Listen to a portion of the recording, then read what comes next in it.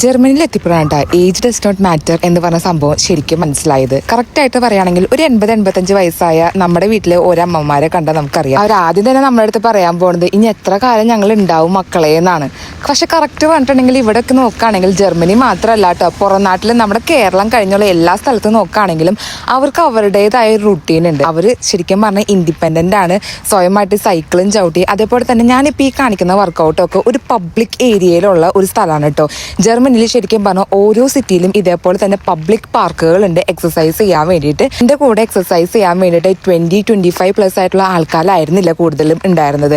ഞാൻ സംസാരിച്ചപ്പോൾ 70-80 വയസ്സായ അമ്മാമ്മമാരും അപ്പാപ്പന്മാരായിരുന്നു എൻ്റെ കൂടെ ഈ ഒരു എക്സസൈസ് ചെയ്യാൻ ഉണ്ടായിരുന്നത്. അപ്പോൾ നിങ്ങൾക്ക് തന്നെ ആലോചിക്കാം അവരെന്തോരം അവരുടെ ആരോഗ്യത്തിന് കൂടുതൽ ഇമ്പോർട്ടൻസ് കൊടുക്കുന്നുണ്ടെന്ന്. അപ്പോൾ എനിക്ക് പറയാനുള്ളത് നിങ്ങളുടെ വീട്ടിൽ ഏതെങ്കിലും ഒരു അമ്മമാരോ അപ്പാപ്പന്മാരോ എന്തിനു പോയിട്ട് 50 വയസ്സായ നമ്മുടെ അമ്മയും അപ്പനും ഉണ്ടെങ്കിൽ അവരെന്തായാലും എക്സസൈസ് ചെയ്യാൻ വേണ്ടി ഫോഴ്സ് ചെയ്തോളൂ കേട്ടോ.